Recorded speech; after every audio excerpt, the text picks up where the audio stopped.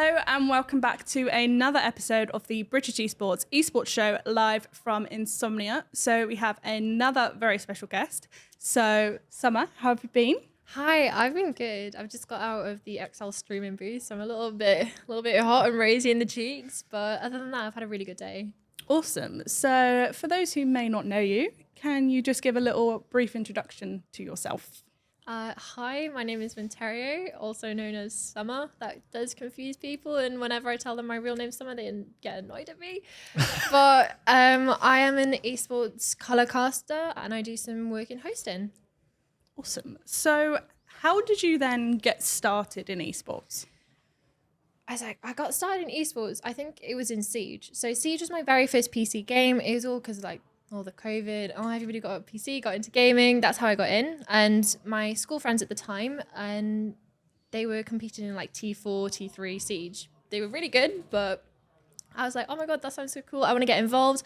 Me being really bad at SEIGE, but really good at waffling, it kind of led me into that role of casting some of the games and did some community casts as well on my Twitch channel, and then got scouted to go for some of the T3, T4 leagues as well. I think I managed to cast Spoit and Benjamaster when they were under 18, because to be pro in SEIGE, you have to be 18. So they were the top 2 players on the leaderboards, but they could only compete in really bad leagues, basically. So that's when I got into esports, got a bit of casting under my belt. Completely left SEIGE then because SEIGE is awful, really bad cheaters. It's going to get a lot of hate, but it's been really bad when I left. Then I started playing Valorant because that was kind of the newer game at the time. They were like, oh my God, Valorant's so good, so many colours, pretty colours, whatever.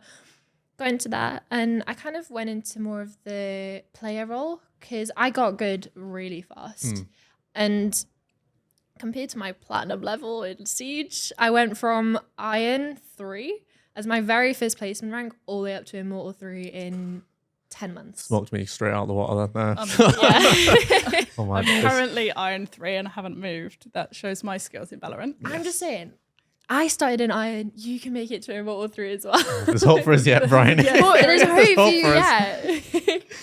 But yeah, I got into the playing aspect, and I got to the point of I played in some Game Changers, played in some open tournaments. I even played on the Welsh team, which is quite nice, go Wales. And then started playing CS. And I met a lot of people in CS just by luck, really, and on Twitter. They were we'd follow each other mutuals, oh, do you want to come play CS? Found out they were actual casters. So I then started watching all the casting games. I didn't know anyone who was playing, but I knew the voices who would chat about it. So, oh wait, am I allowed to swear? It's all right. Beep it out. Beep. But they were just talking about it all, and then I was just like, that actually looks so much fun. Because they'd be in call with me before, they'd go for their sound checks, come back and they're like, oh, it was such a good cast, they'd be so hype. And I was like, do you know what? I want to feel how they do. And I started off with Athena series. So that was done by Valorant Collegiate League or something, some VCL thing. And before it was Valorant Challenger League. Yeah. And they did a full female tournament. I was like, do you know what? This is definitely the way I want to get into casting. And it was free, obviously. It was just for experience. I got to cast 10-star against some of the really good female teams at the time. This was about a year ago. And I come out of that and I was just like, do you know what? That experience I've had over the 3 days has been insane, because I was hosting and I was doing analytical work with it as well. So I was literally just there in my cute little outfits of do you know what? I've had so much fun doing all my prep work. I was a proper studier when I was in school. So going behind, looking at all the stats, looking at the player chemistry, it's not just standing up and talking. It's so much background stuff to it. And then also, I've just cast 10-star, beat everybody. What the hell? That's so cool. And yeah, it's just kind of spiraled from there into Epic Land, into Insomnia, and hopefully more. Well, so quite a storied career then, and not even that much amount of time either, which is fantastic. Yeah, it's about a year and a half, 2 Yeah. years. So out of all those things that you've done then, the casting, the playing, the commentating, whatever it might be, do you have a particular achievement that's stands out amongst the rest? I think just any involvement I had with anything to do with women in gaming. I know it sounds like really cringe, like, oh yes, women supporting women. Oh my God, the only thing like you can talk about. But it genuinely, like last Insomnia in the August one, I was here with women in esports and I got to play a show match. Yes. That was like so sick. Fantastic, yeah. Still my profile picture on Twitter. But it's just being able to have that sort of experiences. Everything that I've done with casting, all female games, female tournaments, playing in them, being on stage as basically as a representative on that show match, it's really like it warms your heart. And then I also played really badly in a CS:GO tournament, minus 100 hours in the game, and they were like, "Oh my God, you play Valorant? You can play CS as well, right?" Yeah, sure. Transferable, Yeah, easy, yeah. yes, shoot, kill. Yeah, makes sense. I played for the Welsh females team in like they did like a whole country versus country thing, and I hit a clip against Enigma Galaxy Core, who at the time are the best female team, Right. unbeaten. And I was like, yeah, that's going on Twitter. That's it, career over now with CS, that's it. I don't even have to touch CS again. I've just clipped 3 of the Enigma Galaxy Core in a tournament when I've got less than 100 hours on the game. But again, it's involving women and anything. One of majority of my good experiences and the ones that I can like list as my like top 5 all have something to do with like female representation in esports, whether that's me representing them or being able to help represent another female kind of thing. But yeah. So looking at casting in general then, like how do you prepare for a cast? I do get down on my knees and pray, but Good start. it's like, honestly, the cast that I'm doing over the next couple of days, there's a lot of stats to help out with stuff like VLR, the spike, depends on what tournaments they're in, because obviously some of the players that are going to be at these tournaments have competed at that tier 1 level, like the Le Petit Buffons partner with TGH for this event. Everybody knows their names. It's not as if you can say, oh yeah, Link. Sorry, who's that? Like, are they a new player? No, they're one of the top. You're going to remember these names. So when it comes to stuff like that, it's easier to make like a storyline. But especially at events like this, it's really nice to have that underdog story, because you have random mixes, sort of T4 orgs now back in stuff like E-Masters. And I think the way, other than just like the stats and just watching and VOD reviewing, it's more of knowing the players, which I'm really fortunate to have a good relationship with a lot of the teams. I can just go and ask, how you feeling? What went wrong? Like, what is on the agenda for you guys? Rather, it's not really talking about strats, but how is like the in-game chemistry going? Because realistically, at this level, a lot of the teams mix around a lot. Like Swans have just had 3-man dropped and 3 new people in just for this event. So in the last 2 weeks, they've had a massive roster change. And you'd be like, okay, that's not looking good. But then talking to the players, they've already played together before in a different team. So then you can kind of like, okay, we're a little bit more confident in this now. So it's just being able to have the background and the relationship to talk to the players about it. But then also you do need to have to do like a deep dive into like VRR and Liquipedia. So Game Changers is something that I think is a lot of hype around Game Changers at the minute. Yeah. And you're one of the people fortunate enough to have taken part in Game Changers. How was that experience for you? Can you tell us a bit about that? It was so bad. Oh, no. in a good way. It was such a good event, and how I loved watching all the good teams play. But at the time, I think I was literally just an immortal one. I was like, I was okay. I could shoot back, but I hadn't had a team. And I think someone put on Twitter, did anyone need one? Like, I left one for like Game Changers. And like, do you know what? Yeah, sure, I'll do it. I'd never competed before. The only time, at least in Valorant, I did like some CCT, which is like a female SEIGE league, back when I knew like my calling was casting, not playing for SEIGE. And it went into Valorant and it was like, do you know what? Let's just enter as mix. We qualified and we got top 24, which was like insane. Like, I was playing with Gina Bina, who's now playing for Gorgeless, another like UK girl in the scene. She's insane. Best IGL ever. Nice. Sign Gorgeless. But yeah, playing with her was great. I've had so much experience, and even over the last couple of months, I was putting a mix together for Game Changers. Unfortunately, fell through, but having the experience of the last couple of months of IGLing a team, of like talent scouting, it's been really great. Even though if I didn't end up playing, but honestly, it's such a good event, especially just for raising visibility. And now they've got regional events coming in as well. So hopefully the Polaris one gets announced soon to see some of my friends in the scene get up to the top. Nice. So why are events and sort of tournaments like Game Changers important for female representation? I think a lot of people are going to say because female teams aren't as good.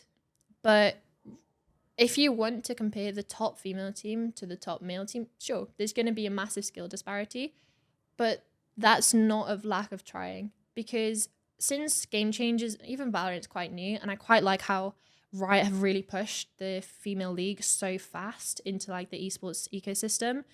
It's not about having females or marginalized genders separated. It's more of getting them in somewhere that they belong first to be able to bridge up. Like you see XC9 White Mel, she's said, I don't want to be in Game Changers forever. I want to be on a male team.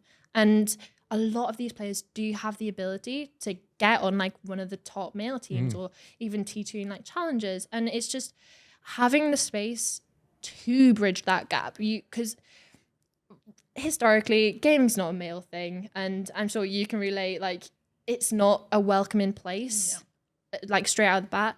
But when you make that like Game Changers community, giving them the space to, well, compete, whether that's against plats or immortals against immortals, it's being able to get more of a range and diversity in who's playing, who they're playing with, getting the experience to then start making a little bridge over into the mixes and males teams.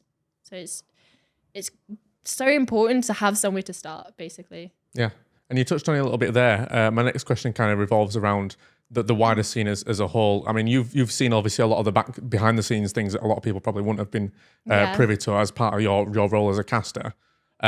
What kinds of things should the esports industry be doing in order to make it more inclusive for women and marginalised genders as a whole? Obviously, Game Changers is massive, and any sort of like-minded tournament, that like one-off tournaments that you can get. Like we've had, I think it's the Lioness Cup that Women in Esports run, and that was great, so much fun. Entered that as a mix with some of my CS friends, and they're like gold in Valorant, but it's, again, they're getting the experience, they're having fun, and it's about that community vibe to it. But I think even having mixed tournaments could be a good start, and making like you have to have 3 women or marginal genders on your team to enter. And then that also starts bridging the gap again within the team space.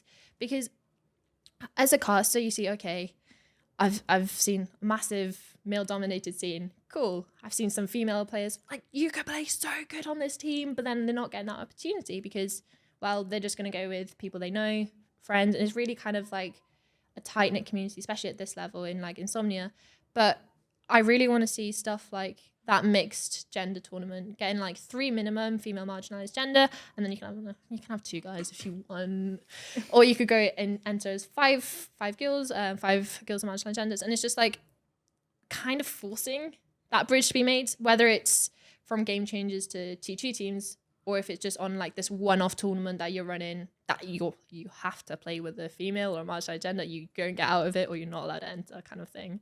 It's making, I think a lot of guys in the scene need to understand that girls are just as good as them, or can be just as good as them. Absolutely. If you give them the chance. I think that's what's so important about like Game Changers, but also these mixed gender teams that kind of force them into like what, for maybe like a one-off, okay?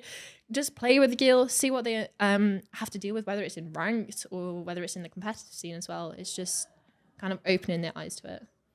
So I'll do a cheeky little promo there to the Women in Esports pilot in the Student Champs, of which it's exactly as you said. We have a limit on you must have 3 women or marginalised genders to be able to compete. And we've seen so many all-female and marginalised gender teams, but we've also seen these really nice mixed teams who were like, oh, I've never spoken to this girl before, but we're actually really good friends now. She can really play the game. And it's like, we're getting this really nice feedback from guys who are being able to sort of come on a mixed team. And it's really, really nice to see. And that at the grassroots level can obviously be emulated in the wider industry as well. Because I think one of my friends, like one of the top Radiants, and we met in a random game in Swift Play, and I was like, come Q. And he generally didn't understand how much females go through just in ranked. And it was like, oh, do you know what? I didn't think you'd be good, but you're kind of crisp. And I was like, why did you not think I'd be good? It's kind of like, it's great that they think I'm crisp, like, thank you. But it's the prejudice like that's been drilled into a lot of like guy gamers, no offense, It's all right. into their minds that, oh yeah, women are boosted, or women are this, and it's just like, have you had experience of that though? Like, have you generally thought about it and had to experience what other girls experience? And they're like, no. When you ask them, like, why do you think that? It's like, don't know really, just yeah, it just is. And The yeah, herd mentality. Yeah. You've heard someone It's- else yeah. say it, so it's true, obviously. Yeah, it is a lot of that, I do think. Yeah. Yeah. So, pulling all of that, yes, we'll go back to toxicity and how prevalent it is in the industry. So, what ideas do you have to sort of educate younger gamers and people at, say, like a school or collegiate level getting into esports and how they should actually act towards women and marginalised genders? I don't know what org did this, but there was a YouTube video, and I think it was quite a while ago. Like, it just surfaced on my YouTube at some point, and it's this pro CS player going to play just matchmaking, but he had a voice changer, and the amount of abuse and hate that he got, because bear in mind, he's one of the top CS players. If they knew it was him in the game, they'd be like, oh my God, you're so cool. Like, oh my God, sign my profile. But he had a voice changer on. And under a girl like IGN as well. They were just like, oh, you're boosted. They said some horrific things that obviously I don't want to repeat, especially on thing. Thank you. Yep, I would say it.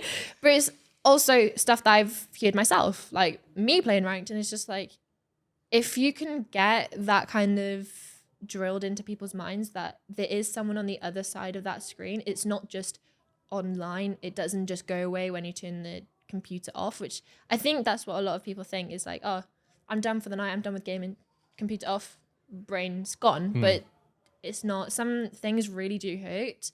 And yeah, you might have said it once, but how many times has that girl heard it? How many times has the person on the other end of that screen heard you're going to do something to them, going to find them, like constant hate? And if you can kind of get that into their minds, like at a young age, that you can't treat people like that. You don't want to treat people like you don't want to get treated back. So whether that's in person or online, they need to know it's the same. There is going to be someone on the other side of that.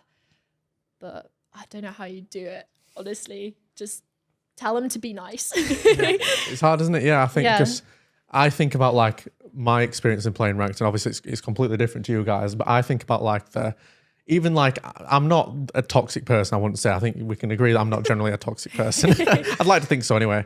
But I'll still like, if I'm playing League of Legends, I'll be like, oh, why have you done this? If I get a bit angry. But like, to be as like aggressive as like some people get, and when you see ranked experiences for women and marginalised genders, and how awful it sometimes is. I couldn't even do that to like anyone, never mind like just because they're a woman, or it's fine or whatever. Like that mentality, like it blows me away that people think that. Like, I don't mind getting flamed. Like, albeit if I do something really bad, or if I've whiffed something, tell me I'm awful. That's okay. But if you say, oh, you're awful, go back to the kitchen. That's like, come on, man. The kitchen. It's like, do you know what? I think I want to do like a stream at some point on my channel where I literally just move my setup into my kitchen. And like, if anyone says, I'll literally just check my stream. I'm in the kitchen already. I'm making your sandwich. But it's kind of like you can be toxic to a certain extent. Like, at least for me, originally I'd hope there'd be no toxicity. But if you're going to flame someone, flame them for something that they've done, not for who they are. Yeah, absolutely. It's like banter. Yeah. That sort of banter there's culture. a level though in there, obviously. Yeah, like of course. you've done something wrong. Oh my God, you're so bad. And we're like, ah, funny. Yeah. And then there's the things that you sort of said, like, I'm going to find you. I'm going to track your IP address. I'm going to say all these horrible... managed to get mine. It was honestly, I genuinely cried on stream. I cried on stream and I had to end my stream because someone put my IP in chat. And I like... Obviously, you know your own IP after like looking at it a certain amount of times. It's like your phone number, and I genuinely saw it in my chat, like, and I was genuinely like so shell shocked. Yeah. And like it got posted again. I was like, that can't be right. I deleted the message and like, okay, carry on. Got posted again. End of stream. I was genuinely terrified because I literally went crying to my mum. I was like, Mum, there's someone who knows where I live. But bad. yeah, because realistically, you'd hope they wouldn't do anything, but you don't know who the other person is or how close they are to you, because they could be someone in like Germany, or it could be someone 2 minutes down the road. Yeah. Do you know what I mean? Yeah. Okay, so on to happier times. Bringing it full circle now back to casting and hosting. So Yes. if there was a person watching this thinking, oh, that sounds really exciting, I'd quite like to get started casting or hosting, what kind of advice would you offer them to get started? Honestly, find a pro match without caster audio and generally just cast over it. See if you can get like one of your friends involved, or if you do know anyone in casting, try and get them involved as well. Record yourself doing it. You're going to sound awful. I'm sorry. That is just, I hate myself speaking now when I hear stuff back. It's like, is that really me? Oh. But record yourself, look at it, compare it to like the top level, and then compare it to like the stepping levels as well. So you'll see stuff like Epic LAN, you'll see stuff like Insomnia. Then above that, you'll have like Polaris, you'll have like Challengers League, and then you'll have VCT MEA. If you can compare to where you are in that, like just try and learn. Watch as much streams as you can, because I think that's where I learned a lot of my stuff, was either from playing the game for knowledge or watching like broadcasts to know how to get that knowledge across. Because you might be the best ranked player in the world, best team player, know everything that's going on, you can predict everything, but if you can't get your point across to the average viewer, you're null and void kind of thing. So you have to be able to get like a top level strat, dumb it down to the average viewer, so around like plat probably to ascendant, because that's like the average player base and the average rank that watch like esports matches. So you have to be able to relatable, but also just get involved as much as you can, like community stuff, like in the UK with like the Goose House, Women in Esports, even British Esports. There's stuff with university level, especially as a uni student, you kind of get like first dibs on what stuff you want to do. Epic LAN's another good one. Community volunteering, get good clips as well, good production behind everything, and it's really good community-wise. Because first Epic LAN I did, I was like, do you know what? I have not casted in about 6 months, and it was not even Valorant. And they were like, I was going to stage host, and there wasn't any stage hosting until the Sunday, and I was like, okay. I just got 3 days doing nothing. They were like, no, come cast. It's like, what? Cast? No. I got put on, and I was awful.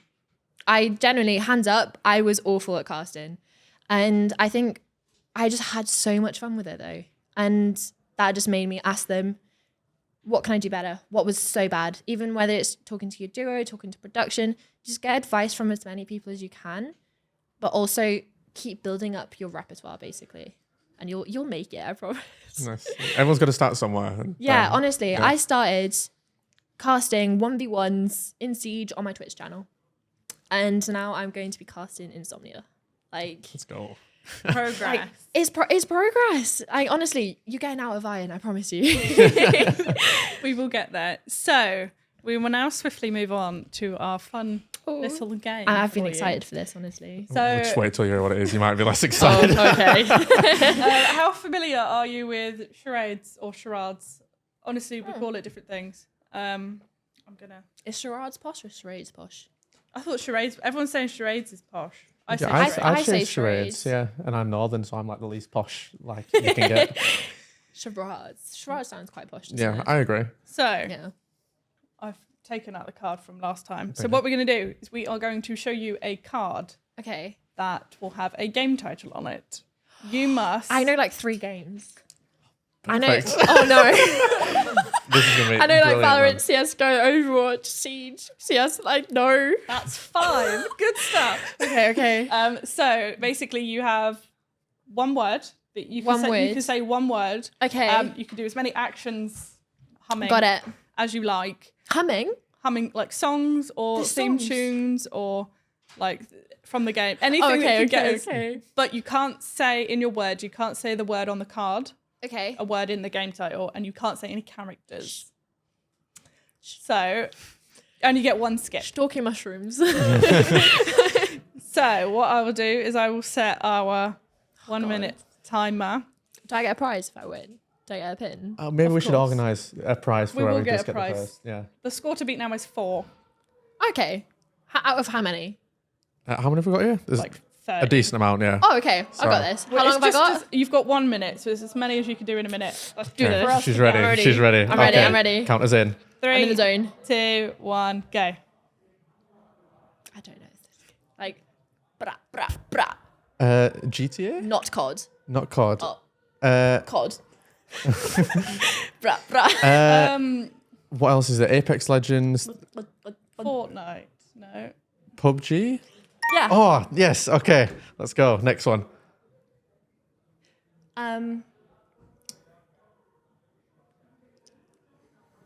Nexus. League of Legends. Yes. That's let's loud, go. right? That's not a character. Yeah, Easily. okay. Yeah, easily. Sus. Among Among Us. Us. Yeah. Yes. All right, let's go. We're flying.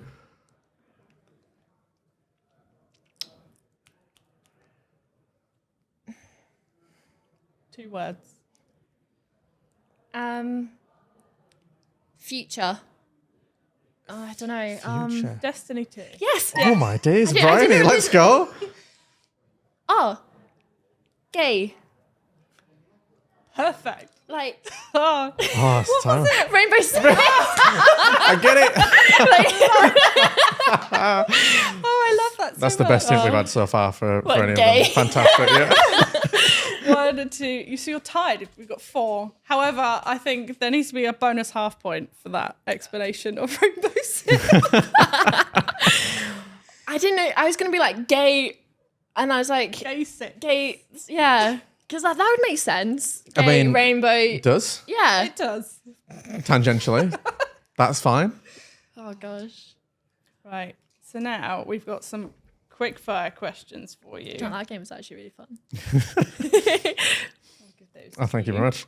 Okay, so to wrap us up then, some quick fire questions. Yes. 3 things that are essential to bring to an esports or a gaming event like Insomnia. A table, your PC, and Ethernet cable. Perfect. What's your most anticipated Oh, that was such release? a troll answer, actually. Sorry, you don't have to bring any of them.